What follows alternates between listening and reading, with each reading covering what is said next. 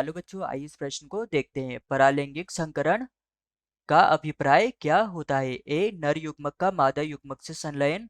B, नर युग्मक का सिनजर्डिट न्यूक्लियस के संलयन।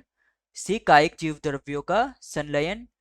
डी, गर युग्मक का कायिक जीव द्रव्य में संलयन। तो यहाँ पर हमें बताना है कि जो पैरालैंगिक संलयन है यह क्या होता है। तो हमारी मुख्य अवधारणा होगी कि परालैंगिक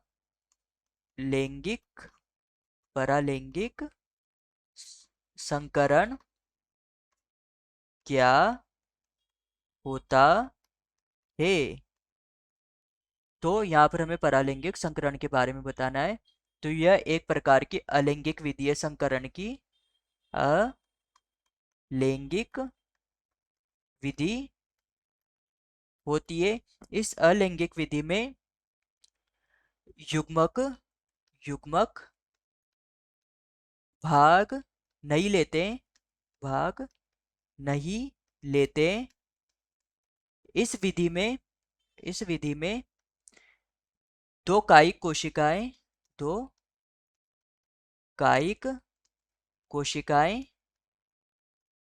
कोशिकाएं अपने जीव द्रव्य का संलयन करती है जीव द्रव्य संलयन करती है तथा अपने आनुवांशिक आनुवांशिक पदार्थ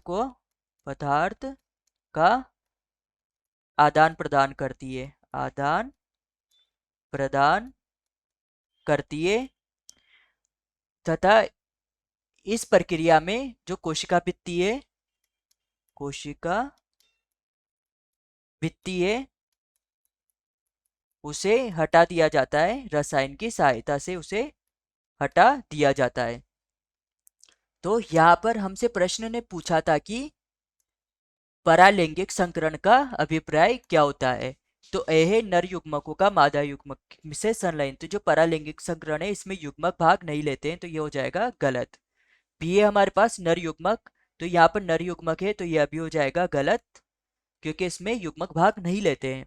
सी हमारे पास कायिक जीव द्रव्य संलयन। तो यह हो जाएगा सही, क्योंकि जो परालैंगिक संकरण है यह एक अलैंगिक विधि है और इसमें जीव द्रव्य संलयन होता है। डी है गर युग्मक। फिर इसमें गर युग्मक आ गए हैं तो युग्मक इसमें भाग नहीं लेते हैं, तो यह फिर गलत हो जाएगा। तो हमारा उत्तर होगा उत्तर सी। तो यहाँ पर हमारा प्रमुख सिद्धांत होगा कि परालैंगिक